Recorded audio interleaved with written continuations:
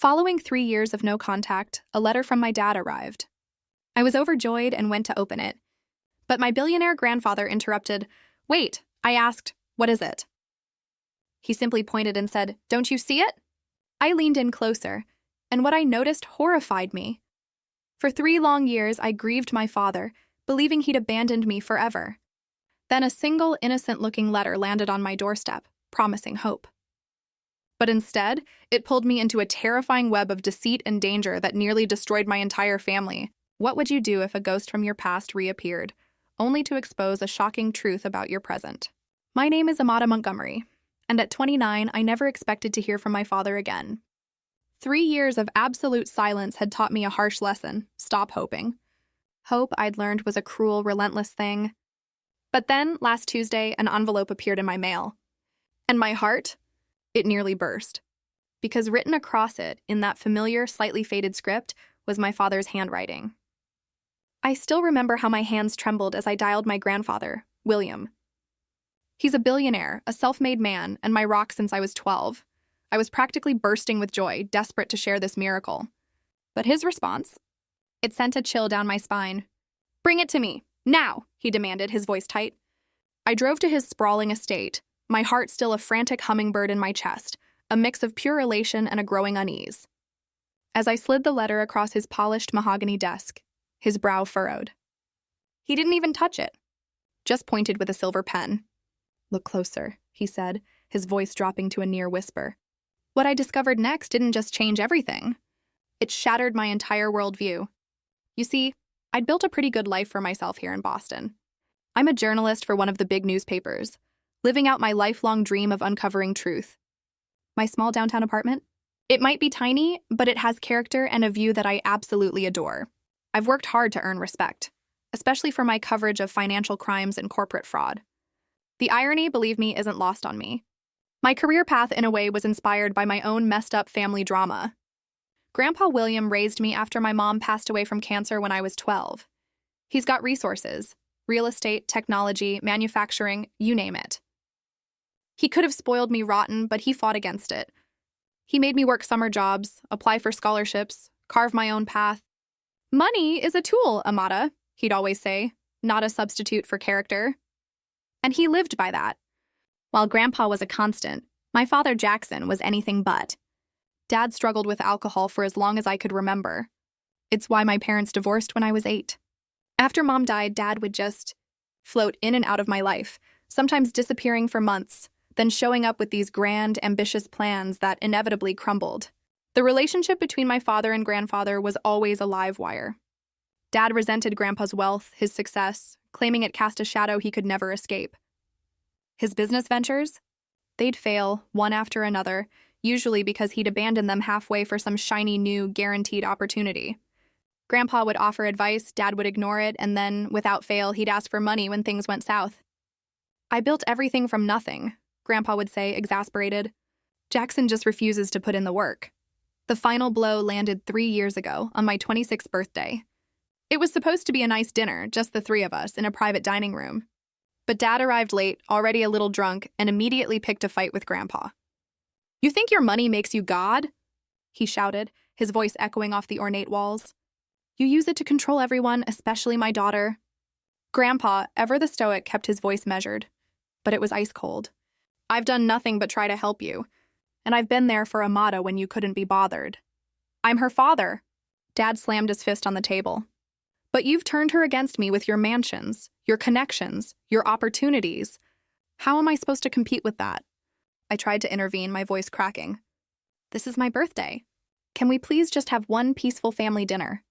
But Dad was beyond reasoning. He threw down his napkin, stood up, and declared, "I'm done. Done with your judgment. Done with your condescension. Done with this whole toxic situation." He turned to me, tears welling in his eyes. "Aita, when you're ready to have a relationship with me that doesn't involve him controlling everything, you know how to reach me." And then he walked out. I ran after him, calling his name in the parking lot. But he just got into his car without looking back and drove away. That was the last time I saw him. The next day, I tried calling. His number was disconnected. I drove to his small apartment across town, but it was empty, cleared out. I sent emails, messages through mutual friends, even hired a service to find his new address and sent physical letters. Nothing, just silence. That first year was brutal. I cycled through grief, anger, confusion. Had he really cut me off completely because of Grandpa? How could he just disappear without even giving me a choice? I buried myself in work, earning my first major promotion by breaking a huge story on investment fraud. By the second year, I had developed a ritual, writing him letters I never sent. Dozens of updates about my life, questions about his, pleas to reconnect. I kept them in a shoebox under my bed. Sometimes I'd dream he'd returned, only to wake up to his absence all over again. In the third year, I finally reached something like acceptance. Dad had made his choice. I couldn't force him to be in my life. I focused on building stronger relationships with friends, advancing my career, and my weekly dinners with Grandpa William, who, despite his demanding business empire, remained my unwavering rock. Which brings us to that Tuesday morning 3 weeks ago, when everything changed. It started like any other day. I woke up at 6, went for my run along the Charles River, showered, made coffee. I was reviewing research for a story on corporate tax evasion when my doorbell rang. A delivery person handed me a small package. No return address, just my name and address written in a handwriting I would recognize anywhere, my father's.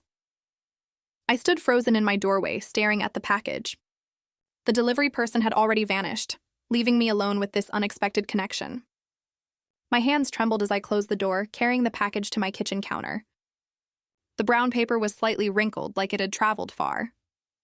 His slanted script, the same I remembered from birthday cards and notes in my lunchbox when I was a kid. I ran my fingertip over the blue ink, feeling the slight indentation. For 3 long minutes, I just stared, terrified that opening it might somehow break this fragile thread. What could he possibly have to say after 3 years of silence? Was he sick?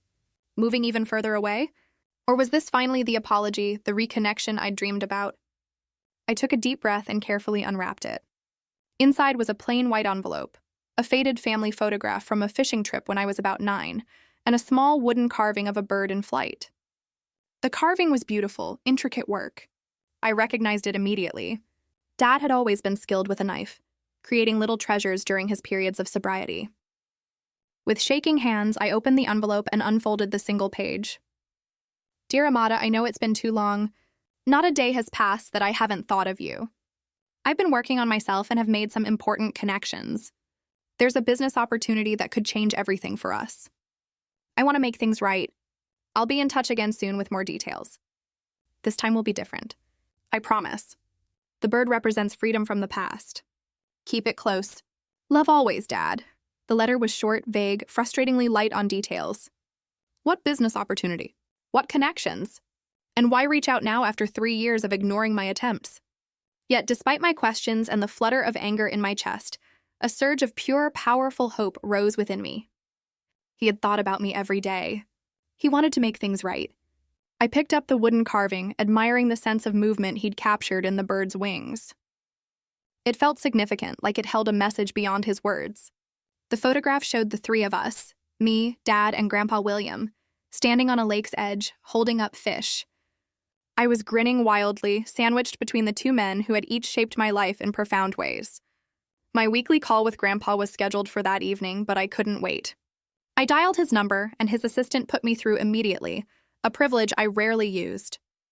Amada, is everything all right? Grandpa's voice was sharp with concern. Our unscheduled calls usually meant trouble.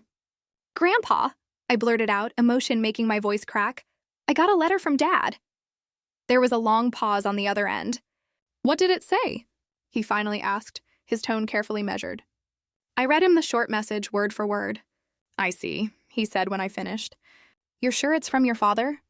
Of course I am. I know his handwriting, Grandpa. Another long pause. I think you should bring the letter here right away if you can. Something in his voice made me profoundly uneasy. Is something wrong? I asked, my heart beginning to pound. I'd rather discuss it in person. Can you come now? I agreed, and the 30-minute drive to his estate felt endless. The security gate opened automatically, recognizing my car. I parked in front of the Grand Colonial home where I'd spent my teenage years. Martha, the housekeeper who'd been with Grandpa for decades, greeted me with a warm hug. He's in his study, she said. He canceled his afternoon meetings after your call. That surprised me. Grandpa rarely rescheduled business for personal matters. I found him standing by the window, looking out at the manicured gardens. At 72, he still stood tall and imposing, his silver hair perfectly trimmed. Even his casual attire looked sophisticated. He turned as I entered, and I saw concern etched deep in the lines around his eyes. "Let me see it," he said without preamble. I handed him the letter, the photo, and the wooden carving. He examined each item meticulously, his expression growing more troubled by the second. "What is it?" I asked, anxiety building in my chest. "You're scaring me, Grandpa." He picked up the letter again, handing it back to me. "Look closer at the handwriting, Amata. Really look." I studied the familiar slant of the letters, the way the loops in the L's and E's curved. And then, with Grandpa's prompting, I began to notice subtle differences I had completely missed in my emotional state. The pressure on certain downstrokes was heavier than Dad's usual touch. The spacing between words was slightly wider. And the signature, while similar, lacked the distinctive hook on the final N of Jackson. "I don't understand," I whispered, a cold feeling spreading through my stomach. "I received a letter last week," Grandpa said quietly. "Allegedly from your father. Asking for money for a business venture." "You did? Why didn't you tell me?" "Because I wasn't sure it was genuine and I didn't want to upset you unnecessarily." He opened a drawer in his desk and pulled out another envelope. "Compare them." The second letter was similar in tone but more specific about an alleged business opportunity, a real estate development that needed initial investment. It requested Grandpa transfer $200,000 to a specified account as a first step. Looking at the two letters side by side, the discrepancies in handwriting became glaringly obvious. They were good imitations, too good almost, but definitely not my father's authentic handwriting. "Someone is pretending to be Dad," I whispered, feeling sick to my stomach. "But who would do that, and why?" "That's what we need to find out," Grandpa said grimly. "Someone is clearly trying to use your father's identity to scam money from us. The question is, where is your real father? And does he know about this?" My mind raced with horrible possibilities. Was this just a cruel prank? Or something far more sinister? And if these letters weren't from my father, then where was he? Was he safe? The 3 years of silence suddenly took on a much darker, terrifying meaning. "I thought he was just angry and stubborn," I said, my voice breaking. "What if something happened to him?" Grandpa put a hand on my shoulder. "Let's not jump to conclusions. First, we need to verify your father's whereabouts and whether he knows about these letters." I nodded, trying desperately to gather my thoughts. "How do we do that?" "I know someone who can help us," Grandpa replied. "A private investigator I've used for business matters. Very discreet, very thorough. I'll call him right now." As Grandpa made the call, I sank heavily into one of his leather chairs, staring at the fake letter and the wooden bird carving. If this wasn't from my father, then who carved the bird? Was it purchased somewhere? And the photograph, that was definitely genuine. A copy of one that had once hung in my father's apartment. Whoever was behind this knew details about our family. They had access to personal items or at least images of them. This wasn't a random scam. This was targeted, personal, and suddenly, very, very frightening. Thomas Keller arrived at the estate within the hour. The private investigator was not what I expected. Instead of the hard-boiled detective type from novels, he was a soft-spoken man in his 50s with kind eyes behind rimless glasses and a methodical way of speaking. He listened carefully as we explained the situation, taking detailed notes and examining both letters without touching them. "First thing we need to do is verify Mr. Jackson Montgomery's current whereabouts," he said, looking up from his notebook. "When was the last time you had confirmation of his location?" I explained about his disappearance 3 years ago and my failed attempts to contact him. "I did manage to find an address for him about 2 years ago, though," I added, "in Durango, Colorado. I sent letters there but never got any response." Keller nodded. "That gives us a starting point. I'll need a recent photograph and any information you have about his habits, friends, employment history, anything that might help track his movements." Grandpa handed him a file he had apparently prepared in advance. "This contains Jackson's social security number, date of birth, last known addresses, and photos from the last time we saw him." I raised an eyebrow at Grandpa's efficiency, but I wasn't really surprised. Preparation was second nature to him. "One more thing," Keller said. "Is there any reason someone would specifically target your family for a scam, beyond the obvious financial motivation given Mr. Montgomery's wealth?" Grandpa and I exchanged glances. I've made my share of business rivals over the decades, Grandpa admitted. And there have been threats before, though nothing recently. My job involves investigating financial crimes, I added. I've written exposés on several major corporations and individuals. It's possible this could be related to my work. Keller made notes of our suggestions. I'll look into all angles. For now, if any more communications arrive allegedly from Jackson, don't respond, but contact me immediately. The next 2 days crawled by. I tried to focus on my work, but found myself staring at my phone, jumping at every email notification. I kept the wooden bird on my desk, turning it over and over in my hands, searching for any clue it might contain. Keller called on the third day. I've confirmed that the address in Durango was indeed where your father was living until recently, he reported. However, according to neighbors, he moved out approximately 3 weeks ago. Did they say where he went? I asked anxiously, my stomach clenching. No specific destination, but several neighbors mentioned he left with a business associate, an older man with glasses and a beard. They seemed to be in a hurry. Did this man have a name? The neighbors knew him only as Filler Phillips. They said he had been visiting your father frequently in the weeks before they left. I relayed this information to Grandpa when we met for dinner that evening. Phillips? He repeated, frowning. That name doesn't ring any bells in connection to Jackson. Keller is checking if Dad left a forwarding address or if his mail is being held somewhere, I said, pushing my barely touched salmon around my plate. He's also looking into Dad's bank records and phone activity. Good, Grandpa nodded. We need to know if he's involved in this scheme or a victim of it. You think Dad might be behind the fake letters? I asked, a fresh wave of hurt washing over me at the suggestion. Grandpa sighed. I don't want to believe it, Amata, but we can't ignore the possibility. Your father has asked for money under false pretenses before. Not like this, I insisted. He wouldn't forge letters and use old family photos to manipulate me. Before Grandpa could respond, my phone rang. It was Keller again. I found something interesting in your father's financial records, he said without preamble. For the past 2 years, his banking activity has been minimal and predictable. Small deposits from a carpentry business he apparently started in Durango. Regular withdrawals for rent and utilities. But beginning 6 weeks ago, there were several large deposits followed by equally large withdrawals. How large? $50,000 in, $50,000 out within days. This pattern repeated 3 times. That sounds like money laundering, I said, my journalist instincts kicking in. It's consistent with that, yes, he confirmed. I'm still tracing where the money came from and where it went. After ending the call, I filled Grandpa in on this new development. This is looking more and more like some kind of criminal activity, he said gravely. Perhaps your father got involved with the wrong people. Later that night, back in my apartment, I received a call from a blocked number. When I answered, I heard breathing, but no one spoke. Hello? I said repeatedly, my voice trembling. Who is this, Dad? Is that you? After about 30 seconds, the caller hung up. I immediately called Keller and reported the incident. He promised to try tracking the number, though he wasn't optimistic about blocked calls. Unable to sleep, I took out the wooden bird carving again. As I turned it over in the lamplight, I noticed something I had missed before. On the underside of one wing, barely visible, were tiny marks that looked like they might be letters. I grabbed a magnifying glass from my desk and examined them more closely. They were indeed letters and numbers etched in minute detail. SP 34 newtons, 118 watts. I quickly researched what these might mean and realized they could be partial coordinates. The next morning, I showed my discovery to both Grandpa and Keller. Good catch, Keller said, examining the carving. These could be pointing to a specific location. I'll check what's at or near these coordinates. That afternoon, Keller called with another update.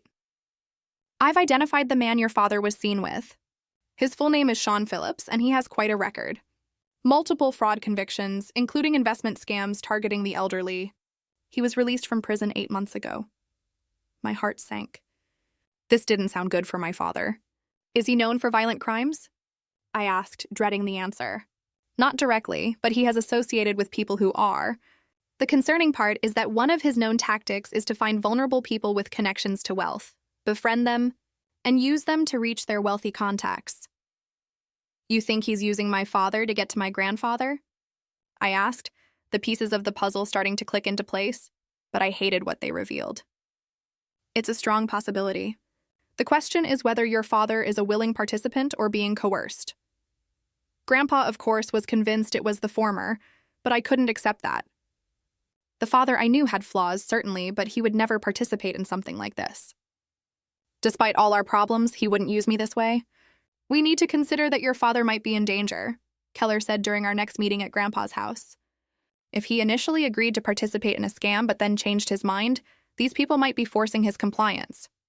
Then we need to find him, I insisted, my voice sharp with fear. Before something worse happens. Keller nodded. I've traced the coordinates from the bird carving. They point to an area near Glenwood Springs, Colorado. There's not much there except an old mining site and some vacation cabins. Could he be held there? I asked, hope and dread warring within me. Possibly. I'm working with a contact in Colorado to check it out discreetly. We don't want to alert anyone if your father is indeed being held against his will. As we were discussing next steps, Grandpa's security system alerted us to a delivery at the gate. Another package had arrived addressed to Grandpa this time. Inside was another letter, supposedly from my father, now explicitly asking for $2 million for a guaranteed investment opportunity that would make up for all the lost time and rebuild our family. It instructed Grandpa to wire the money to an offshore account within 3 days. This is getting serious, Grandpa said, his face grim. I think we need to involve the police. Keller raised a cautionary hand. Let me trace where this package came from first. If your son is being held somewhere, a police investigation might spook his captors. Using his contacts, Keller discovered the package had been sent from a shipping store in downtown Boston. Security footage from the store showed a young man in a baseball cap dropping off the package. He didn't match Sean Phillips's description. A hired courier, most likely, Keller surmised. But this tells us something important. Whoever is behind this is operating at least partly from Boston, not just Colorado. Later that day, Keller called with an unexpected breakthrough. I found your father's laptop, he announced. It was in a storage unit attached to his former apartment in Durango. The manager held it when your father left without giving proper notice. What's on it? I asked eagerly, my heart pounding with renewed hope.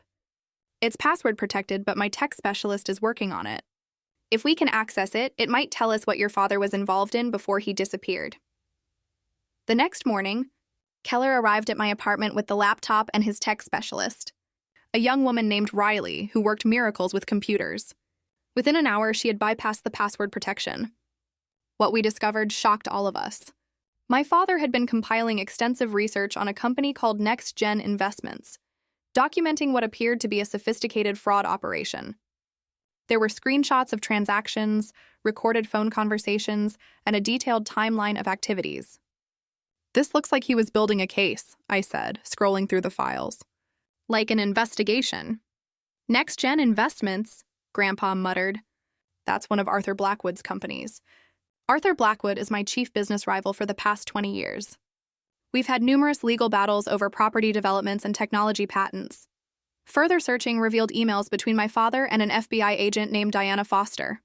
In these exchanges, my father agreed to act as a confidential informant in an investigation into Next Gen Investments and Arthur Blackwood. The last email, dated just before my father disappeared from Durango, was particularly concerning. Jackson, your information has been invaluable, but we have reason to believe your cover may be compromised.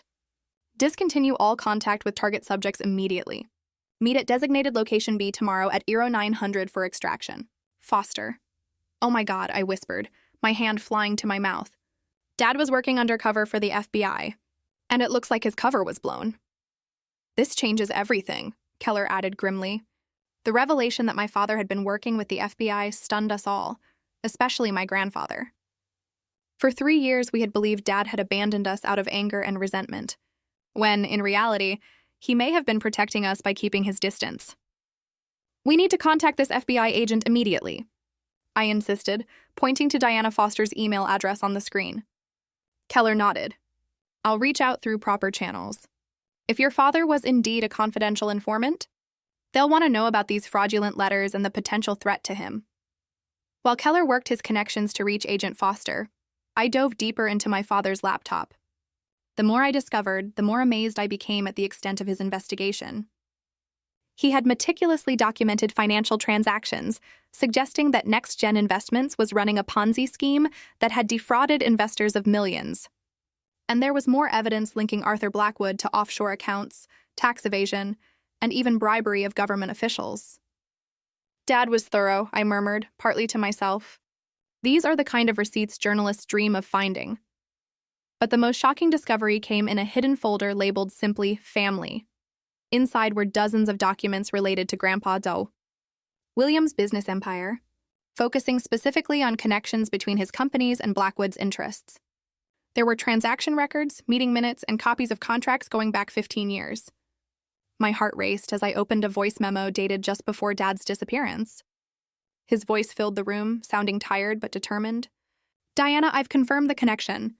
The shell company that received the kickbacks from NextGen's municipal contracts traces back to William Montgomery Enterprises through 3 layers of subsidiaries. I don't believe William is directly involved. This has Blackwood's fingerprints all over it. He's been setting my father-in-law up for years, making it look like William is complicit in the fraud. I need to warn him, but I can't risk contact until we have everything secured. The evidence is in the encrypted files I sent yesterday. The password is Amada's birthday, month, day, year, no spaces. I sat back stunned. Dad hadn't just been investigating Blackwood. He'd discovered that Blackwood was trying to implicate my grandfather in his illegal activities. He'd been working to protect our family all along. I turned to face Grandpa, who had been listening to the recording over my shoulder. His face had gone pale. William, I said quietly, using his first name instead of Grandpa for perhaps the first time in my life. Did you know about any of this? He sank heavily into a chair. I knew Blackwood was ruthless, but no, I had no idea he was trying to set me up.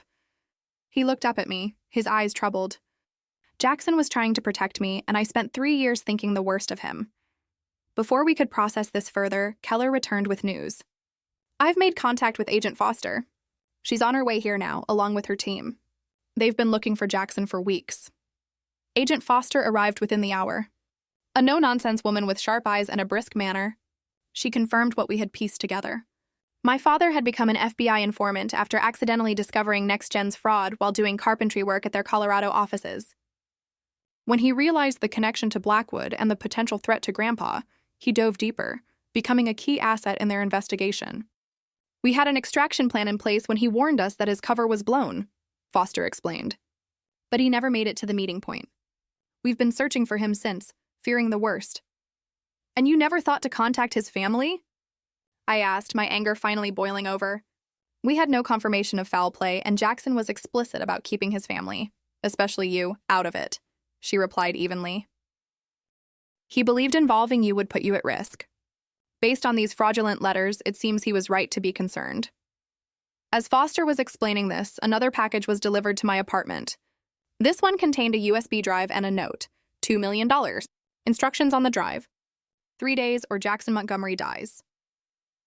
The FBI immediately took possession of the drive, analyzing it in their mobile tech unit. It contained a video that made my blood run cold. My father, looking thin and exhausted, reading a statement demanding Grandpa pay the money. Though he showed no visible injuries, the fear in his eyes was unmistakable.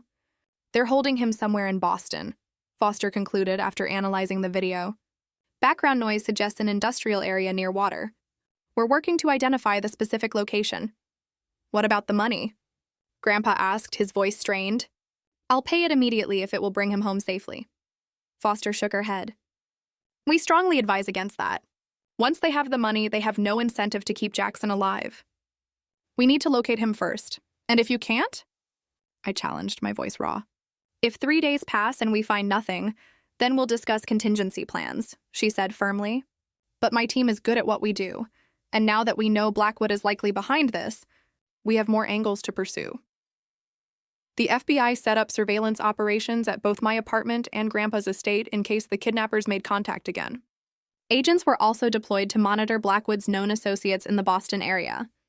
That night, as I tried and failed to sleep, my phone rang with an unknown number. I answered immediately, an FBI agent listening in on another line. Amada Montgomery? A distorted voice asked. Yes, I replied, trying to keep my voice steady, my heart hammering. We know the FBI is involved now. That changes the terms. $5 million, not 2. And you'll make the delivery personally alone or your father dies. I need proof he's still alive. I demanded, my voice breaking. There was a pause. Then my father's voice, weak but clear, came on the line. Amata, don't do what they ask. It's a trap. Blackwood is trying to... His voice was cut off by what sounded like a slap. The distorted voice returned. Tomorrow noon. Instructions will follow. Come alone or he dies. The call ended abruptly. The FBI agent immediately began tracing it while I sat shaking, my father's warning echoing in my ears. He mentioned Blackwood by name, I told Foster when she arrived minutes later. They'll know he's exposed them, which makes this more dangerous, she agreed, her expression grim. They have less reason to keep him alive now that he's identified his captor to you. So what's the plan? I asked, pushing myself up. I'm not just going to sit here and do nothing. Foster regarded me thoughtfully. We need to move faster than they expect. I think it's time to bring the fight to Blackwood directly. By dawn, the FBI had obtained warrants to search Blackwood's Boston offices and home. What they found at his waterfront mansion was damning, financial records confirming everything my father had uncovered, plus evidence linking him to Sean Phillips and the fraudulent letters. But there was no sign of my father. As noon approached, I received a text with an address in South Boston and instructions to bring proof of the wire transfer to an offshore account. It's an abandoned office building near the harbor, Foster said, showing me satellite images. We've already got a team in position. We'll wire the building for sound and video before you arrive and have agents stationed throughout the area. I thought you said we shouldn't pay the ransom, Grandpa objected. We're not, Foster explained. We're setting up a fake transfer confirmation that will pass initial scrutiny. It's about buying time while our other teams continue searching properties connected to Blackwood. As the FBI prepared the operation, Keller pulled me aside. While they focus on Blackwood, I've been looking at Phillips. He owns a storage facility across town under another name. It's not on the FBI's radar yet, but my sources suggest there's unusual activity there. You think that's where they might be holding my father? I asked, a fresh surge of adrenaline coursing through me. Keller nodded. It's worth checking out. I could go now while the FBI is focused on the meeting setup. I made a split-second decision. I'm coming with you. Absolutely not, he objected. It's too dangerous. My father risked everything to protect our family, I insisted, my voice firm. I'm not sitting on the sidelines now that he needs me. Besides, I'm a journalist. I know how to stay out of sight while gathering information. After some argument, Keller reluctantly agreed, on the condition that we only conduct reconnaissance and call for backup at the first sign of my father or his captors. We slipped away while the FBI team was busy preparing for the noon meeting. The storage facility was in a rundown industrial park, about 30 minutes from downtown Boston. It looked abandoned at first glance, with faded signs and unkempt grounds. But Keller pointed out the new security cameras discreetly placed around the perimeter. Someone's invested in security recently, he noted as we parked a block away and approached on foot.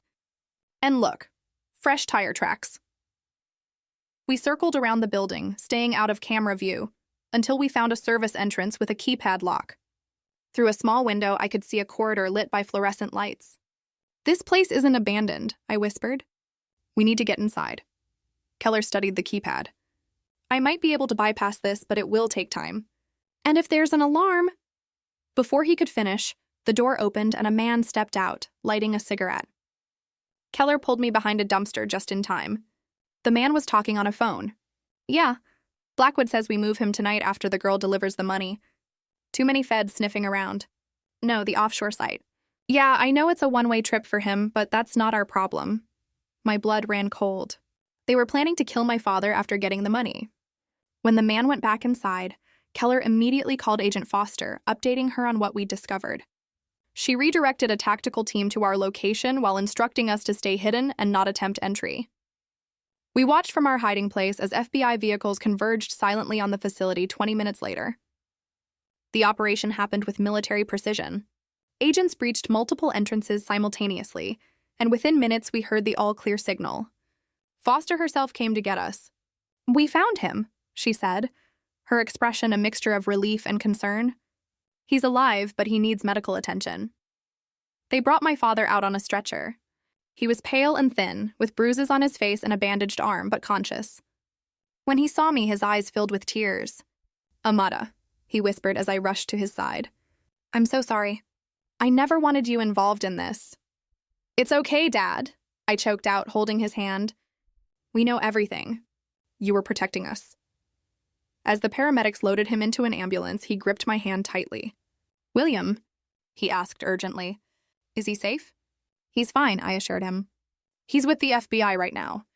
We've been looking for you together. Relief washed over his face. Tell him Blackwood was setting him up for years. The evidence is all in my files. He needs to know it wasn't my imagination or jealousy. It was real. He already knows, Dad. We found your research. You did it. You protected the family. As the ambulance doors closed, Agent Foster approached me. We've arrested 4 men here, including Sean Phillips. And Arthur Blackwood was taken into custody at his office 20 minutes ago. Your father's ordeal is over, and thanks to his work, we've uncovered one of the largest financial fraud schemes in the state's history. I felt a complex mixture of emotions: relief that Dad was safe, pride in what he had accomplished, and lingering anger over the 3 years of silence and pain. But mostly, I felt a profound sense that a new chapter was beginning for our family. One that would require healing and rebuilding, but held the promise of truth and reconciliation. The next 72 hours passed in a blur of hospital rooms, FBI debriefings, and news reports about Arthur Blackwood's arrest. Dad was being treated for malnutrition, dehydration, and a broken arm that had been poorly set during his captivity. The doctors assured us he would recover physically, but the emotional trauma would take longer to heal. I divided my time between the hospital and helping Agent Foster navigate the mountain of evidence my father had collected. As a journalist, I had a good eye for organizing information and identifying the most significant threads in a complex story. Your father was meticulous, Foster commented as we reviewed files together. He documented everything and created fail-safes to ensure the evidence would surface even if something happened to him. That sounds like Dad, I said with a sad smile. When he commits to something, he gives it everything. Foster gave me a thoughtful look. You know, we offered him witness protection at the beginning of the investigation. He refused, said he needed to stay connected to the real world to be effective and to keep an eye on you from a distance. I realized that even when we thought he had abandoned us, he was watching over us. While Dad recovered in the hospital, Grandpa and I had several intense conversations about what would happen next. The FBI had advised us that though Blackwood and his immediate accomplices were in custody, there might be associates still at large who could pose a threat. They want to put us in protective custody until the trial, Grandpa explained during one of our late-night coffees in the hospital waiting room. Move us to a safe location, provide security. I shook my head firmly. I'm not hiding. Dad spent 3 years sacrificing his relationship with us to build this case. If we run and hide now, what was it all for? It's not about hiding, Amada. It's about being sensible. No, it's about taking control of the situation, I insisted. These people operated by keeping us in the dark, manipulating us through fear and uncertainty. I'm done with that. I outlined my alternative plan. Instead of passive protection, we would set a trap for any remaining threats. Using my journalism contacts, I would plant a story about new evidence in the Blackwood case being held in a secure location. Then, with the FBI's help, we would monitor who came looking for it. It's too risky, Grandpa objected. Let the professionals handle this. The professionals have been working this case for 3 years and still didn't prevent Dad from being kidnapped, I pointed out. Besides, I'm not suggesting we do this alone. We'll work with Foster's team every step of the way. After much debate, and to my surprise, Foster actually supported my plan, with modifications. She recognized the value of proactive measures and appreciated that my media connections could create a convincing story that would flush out any remaining conspirators. But you will follow our protocols exactly, she insisted during our planning meeting. No improvising. No journalist heroics. I agreed, though I mentally crossed my fingers about the no improvising part.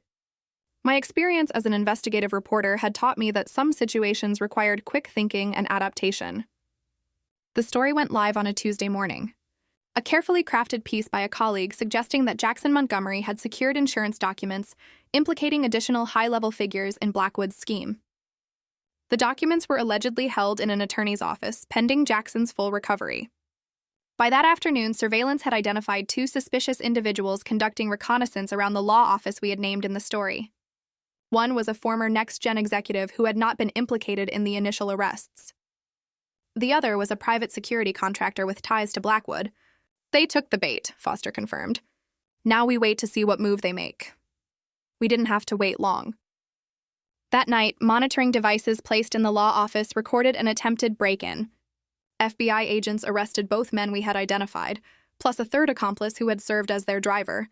Under questioning, the former executive revealed that there was a contingency plan in case Blackwood was arrested. A second operation, run by Blackwood's silent partner, was prepared to eliminate witnesses and destroy evidence, with my father at the top of the target list, followed by Grandpa and me. "Who is this partner?" Foster demanded during the interrogation, which I watched via closed-circuit television. The man shook his head. "I don't know. Blackwood only ever referred to him as the investor. All I know is he has significant political connections and a lot to lose if the full extent of the scheme becomes public." This revelation added urgency to our situation. If a powerful unknown figure was orchestrating cleanup operations, none of us was safe yet. Dad was released from the hospital the next day, still weak but insistent on being part of the solution. He moved into Grandpa's estate, where security had been significantly enhanced. Seeing the two of them together in the same room, awkwardly attempting to rebuild their relationship while both worried about our safety, would have been almost comical under different circumstances. "We need to draw out this investor," Dad said during a strategy session in Grandpa's study. "He's the key to ending this for good." "How do you propose we do that?" Grandpa asked. Though still reserved with Dad, he had developed a new respect for his son's strategic thinking during this crisis. Dad turned to me. "We use Amata's original plan, but bigger. Instead of hinting at evidence, we announced that I'm holding a press conference in 3 days to reveal everything, including the identity of Blackwood's silent partner, Foster, who had joined us for the meeting, looked skeptical.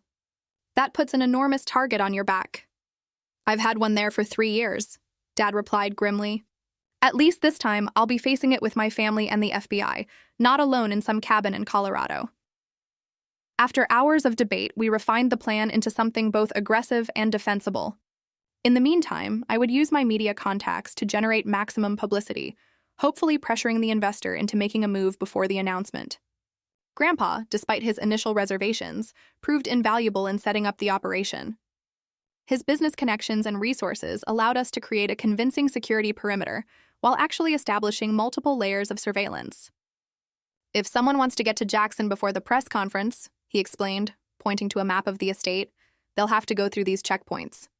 Each one gives us another opportunity to identify them." For 2 days, we maintained the charade, with Dad giving brief statements to selected reporters about his intention to name names and expose the full network. I wrote an accompanying piece for my newspaper, carefully worded to imply that Dad had documented connections between Blackwood's operation and several prominent political figures. On the eve of the planned press conference, our operation paid off. Security cameras captured a black SUV approaching the service entrance of the estate. When guards attempted to stop it, the vehicle accelerated, crashing through the gate. 4 armed men emerged, heading toward the main house. The FBI tactical team hiding on the grounds immediately responded, capturing 2 of the intruders in the initial confrontation. The other 2 barricaded themselves in the greenhouse. "Surrender now," Foster called through a megaphone. "The building is surrounded!" Instead of surrendering, one of the men called a number on his cell phone. Moments later, we intercepted a call to the greenhouse from a burner phone located in downtown Boston. "What's happening?" a voice demanded. "Is it done?" "We're pinned down," the intruder responded, desperate. "2 men down. FBI everywhere. We need extraction." "There is no extraction," the voice replied coldly. "Complete the job or don't bother coming back." That callous response seemed to break something in the trapped men. They surrendered 5 minutes later, agreeing to full cooperation in exchange for protection from the investor. The leader of the group, a former military contractor named Marcus Reed, provided the final piece of the puzzle. The investor was Gerald Winters, a state senator who had used his political influence to facilitate Blackwood's fraudulent investments and received millions in kickbacks. With this information, the FBI obtained warrants for Winters' arrest and the seizure of his financial records. By morning, the senator was in custody, and the press conference had transformed from a trap into an actual announcement of the successful conclusion of the case. Standing beside my father as he addressed the media, I felt an overwhelming sense of pride. Despite everything he had endured, he spoke with dignity and clarity, explaining his role in the investigation without seeking glory or placing blame. When asked about the 3 years he spent away from his family, he simply said, "I did what I thought was necessary to protect the people I love. The cost was high, but I would pay it again." Afterward, as we walked back to the car together, I slipped my hand into his, something I hadn't done since I was a little girl. "You did it, Dad," I said softly. "It's really over." He squeezed my hand, his eyes glistening. "Not over," he corrected gently. "Just beginning. The hard part comes next. Rebuilding what was broken." Looking ahead, I saw Grandpa waiting for us beside the car, his expression a complex mixture of emotions. The road to healing our family would indeed be challenging, but for the first time in years, I believed we would travel it together. The days following the arrest of Senator Winters and the dismantling of the entire fraud network should have been purely celebratory. The FBI praised Dad's courage and persistence. The media hailed him as a citizen hero, and Grandpa's business reputation was not only preserved, but enhanced by his cooperation in the final sting operation. Yet inside our family, the atmosphere remained tense and awkward. 3 years of silence had created wounds that acknowledgement of good intentions couldn't immediately heal. Dad moved from the hospital into Grandpa's guest house, rather than returning to my apartment as I had initially offered. The physical distance mirrored the emotional gap that still existed between us. Our first family dinner together was painfully stilted. We sat around Grandpa's formal dining table, 3 people connected by blood and shared trauma, but struggling to find common conversational ground. "The doctors say I should regain full use of my arm in a few months," Dad offered, breaking one of many uncomfortable silences. Grandpa nodded stiffly. "I've arranged for the best physical therapist in Boston to work with you." "Thank you, William." "That's very generous." More silence, broken only by the sound of silverware against plates. "How much do you remember?" I finally asked, my curiosity getting the better of me. "From your time in captivity?" Dad's fork paused midway to his mouth. "Most of it. They wanted information about what evidence I had gathered and who I had shared it with. When I wouldn't tell them, they tried..." He trailed off, then continued more firmly. "They tried various methods of persuasion." I reached across the table and touched his hand. "I'm sorry you went through that alone. I wasn't alone." "Not really," he replied, meeting my eyes. "Thinking of you, and even your stubborn grandfather here, kept me going. I knew if I could just hold out long enough, the evidence would eventually come to light, one way or another." "You could have trusted us with the truth from the beginning," Grandpa said, his voice carrying a hint of the old resentment, "instead of disappearing and letting us believe you had abandoned the family." Dad set down his fork. "Could I have?" "Blackwood had infiltrated your company, William. He had people watching Amata. If I had stayed in contact, it would have led them straight to the evidence and put you both at risk." "So you made that decision for all of us?" Grandpa countered, his jaw tight. "Without discussion, without consent?" "Yes, I did," Dad acknowledged, his voice softening. "And I would do it again to protect you both. I'm not asking for gratitude, but I had hoped for some understanding." The tension in the room became unbearable. I suggested we take dessert in the living room, hoping a change of setting might ease the strain, but it made little difference. By 9 o'clock, Dad excused himself, saying that doctors had advised him to rest frequently during his recovery. As he left, Grandpa and I exchanged glances. "That went well," I said sarcastically. "It will take time, Amata," Grandpa replied, his gaze distant. 3 years of believing one thing, only to discover the complete opposite was true. It's a significant adjustment for all of us. I agree, but we need to try harder. Dad nearly died protecting this family. Grandpa nodded reluctantly. "I've arranged for Dr. Melissa Jiang to meet with us tomorrow. She specializes in family trauma and reconciliation." "Family therapy?" I raised an eyebrow. "That doesn't sound like you." "Yes, well," he cleared his throat uncomfortably. "Recent events have suggested that my usual approaches to family dynamics might benefit from professional guidance."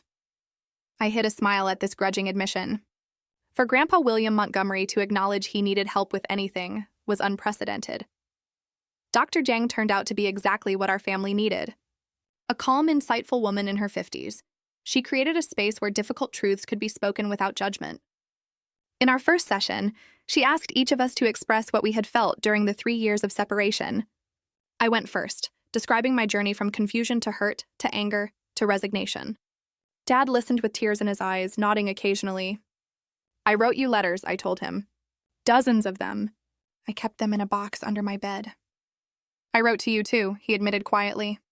Letters I could never send. They're in a notebook in Colorado. I asked Agent Foster to retrieve it for me. When it was Dad's turn to share, he spoke of the crushing isolation of his undercover life. The hardest part was the holidays, he said, his voice raw.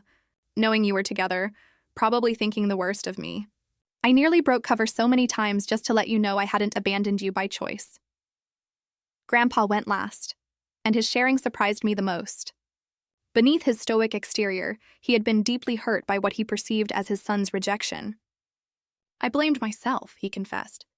I thought I had pushed you away with my controlling tendencies, my inability to show proper appreciation for who you are rather than who I wanted you to be.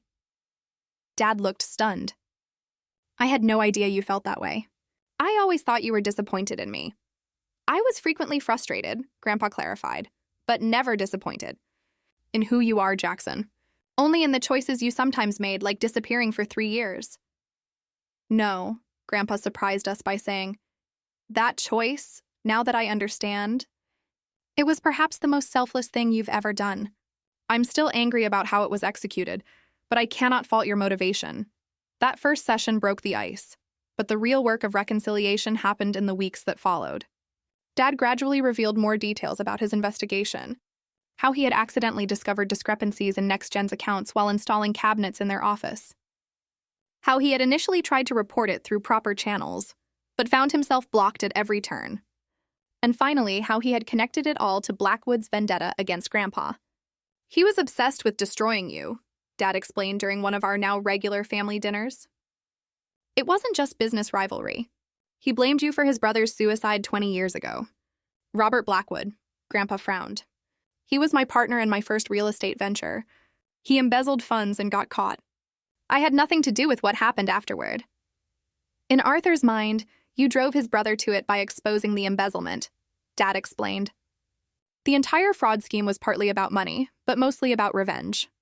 He wanted to destroy your reputation and see you prosecuted, not just bankrupted. As Dad's physical strength returned, Grandpa surprised us both by offering him a position overseeing the Montgomery Family Foundation, the charitable arm of his business empire. You've proven you have integrity and investigative skills, Grandpa said gruffly. The foundation needs someone who can ensure donations go where they're supposed to and have real impact. Dad was hesitant at first. Working together hasn't exactly gone well for us in the past, William. True, Grandpa acknowledged, a rare hint of a smile. But perhaps we've both learned something from recent events. I know I have. Dad promised to consider it, which itself represented enormous progress in their relationship. Not every day brought healing. We still had arguments and misunderstandings. During our first attempt at celebrating Thanksgiving together, Dad and Grandpa fell into an old pattern of sniping at each other over dinner, culminating in Dad storming out before dessert was served. I found him sitting on a bench in Grandpa's garden, staring up at the stars. Some things never change, I said, sitting beside him. Some things shouldn't, he replied, a faint smile on his face. Your grandfather is still the most stubborn man I've ever met. Wonder where I get it from. I nudged his shoulder gently. You're not exactly flexible yourself, Dad laughed softly. Fair point. We sat in comfortable silence for a few minutes before I gathered courage to ask the question that had been bothering me. Dad, why didn't you find some way to let me know you were okay? Even just a signal that you hadn't really abandoned us? He was quiet for so long I thought he might not answer. Finally, he said, that was my greatest mistake. I convinced myself that any contact was too risky, that the people watching me would use it to get to you. But looking back, I think part of me was afraid. Afraid of what? That you wouldn't believe me. That you'd choose your grandfather's interpretation over mine. Or worse, that you'd insist on helping and put yourself in danger. He turned to look at me directly. I underestimated you, Amada. I saw you as my little girl who needed protection, not as the strong, capable woman you've become. I'm sorry for that. His words unlocked something in me. A tight knot of hurt I hadn't fully acknowledged. I began to cry. Really cry for the first time since this whole ordeal began. I missed you so much, I managed between sobs. I thought I hadn't been enough for you to stay. Dad pulled me into a hug, his own tears falling into my hair. You were everything, Amata. You were the reason I had to see this through, no matter the cost. I just didn't realize how high that cost would be for both of us. When we finally returned to the house, Grandpa was waiting in the kitchen, awkwardly putting together plates of pumpkin pie. I thought we might start dessert over, he offered. Perhaps with less discussion of politics this time. Dad smiled tentatively.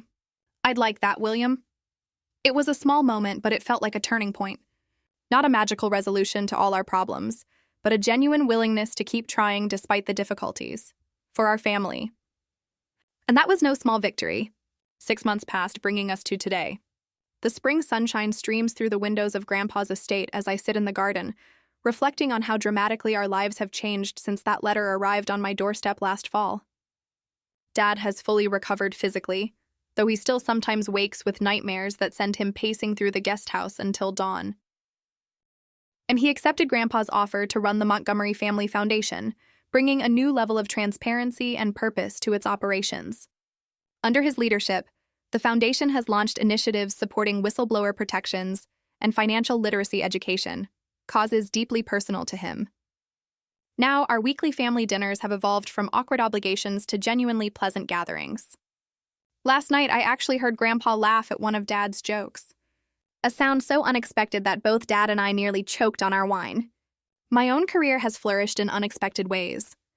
With Dad's permission, I wrote a series of articles about the Blackwood fraud case, changing names and certain details to protect the ongoing legal proceedings. The series won a prestigious journalism award and has led to job offers from national publications. Though I've decided to stay in Boston for now. My family is here, finally whole again, and I'm not ready to create another separation. The legal aftermath continues to unfold. Arthur Blackwood and Senator Winters are awaiting trial, along with a dozen associates.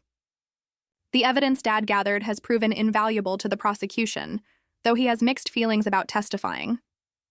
I don't want to be defined by this case forever, he told me recently. At some point, we all need to move forward. Moving forward has meant establishing new boundaries and communication patterns in our family.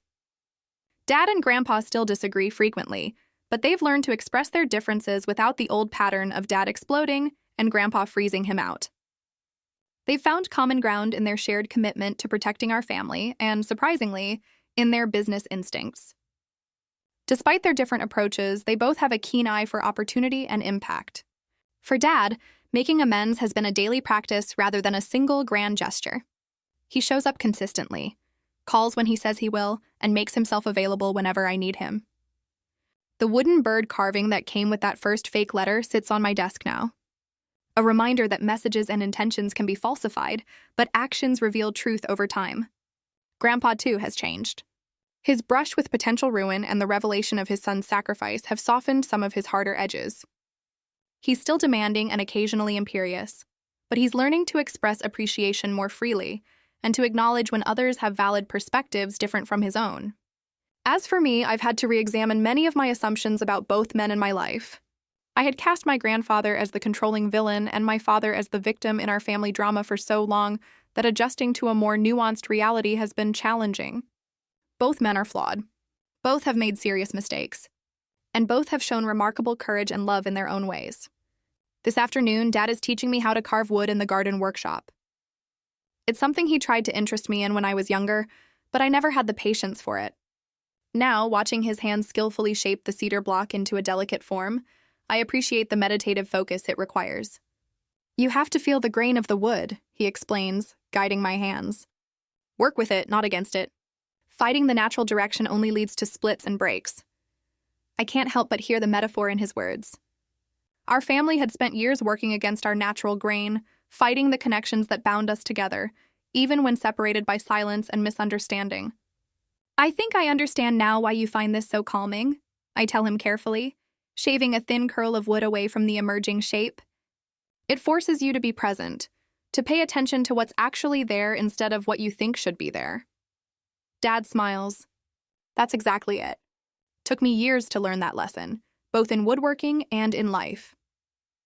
Later, as we show Grandpa our admittedly amateur creations over dinner, I realize how precious this ordinary moment is.